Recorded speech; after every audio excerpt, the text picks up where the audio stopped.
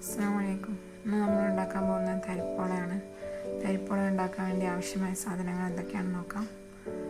കോഴിമുട്ട 3 എണ്ണം, പഞ്ചസാര 1 കപ്പ്, മൈദ 100 ഗ്രാം, അണ്ടിപ്പരിപ്പ്, നെയ്യ് ആവശ്യത്തിന്, ഏലക്കാപ്പൊടി 1/2 ടീസ്പൂൺ. ഇനി നമുക്ക് തരിപ്പോള എങ്ങനെയാണ് ഉണ്ടാക്കിയെടുക്കുന്നതെന്ന് നോക്കാം. നമ്മൾ മുട്ട പാത്രത്തിലേക്ക് പൊട്ടിച്ച് വെച്ച് കഴിഞ്ഞാൽ ഇതിലേക്ക് നമ്മൾ നേരത്തെ എടുത്ത് വെച്ച 1 കപ്പ് പഞ്ചസാര ചേർക്കാം.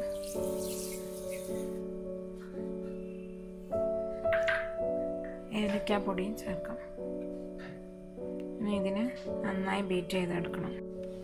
നമ്മൾ എടുത്ത് വെച്ചിരിക്കുന്ന മുട്ടയെ നമുക്ക് നന്നായി ഒന്ന് ബീറ്റ് ചെയ്യാം.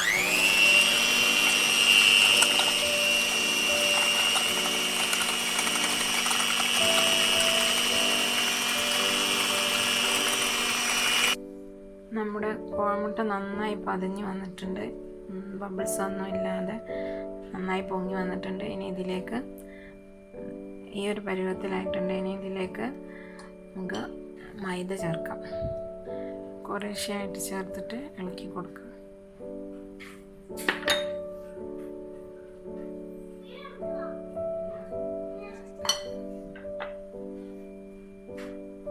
ബാക്കിയുള്ള മൈദ കൂടി ആഡ് ചെയ്യാം.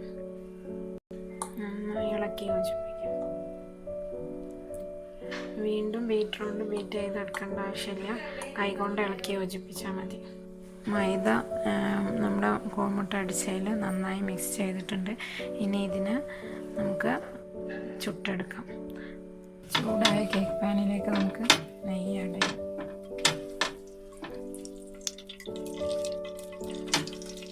ചൂടായി വന്നിട്ടുണ്ട്. അതിലേക്ക് അണ്ടിപ്പരിപ്പ് ചേർക്കാം.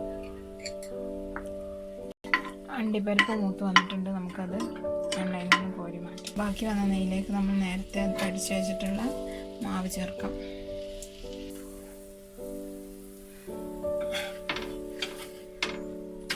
തരിപ്പോളയുടെ മാവ് നമ്മൾ ഇതിലേക്ക് ഒഴിച്ച് കഴിഞ്ഞ് ഇനി ഉടൻ തന്നെ ഇത് മൂടി വെച്ച് 20 മിനിറ്റ് ലോ ഫ്ലെയിമിൽ 20 മിനിറ്റ് വേവിച്ചെടുക്കാം. നമ്മുടെ തരിപ്പോള തയ്യാറായിട്ടുണ്ട്. അതിന് നമ്മൾ നേരത്തെ ഫ്രൈ ചെയ്ത് വെച്ചിട്ടുള്ള അണ്ടിപ്പരിപ്പ് ഉപയോഗിച്ച് ഡെക്കറേറ്റ് ചെയ്യാം.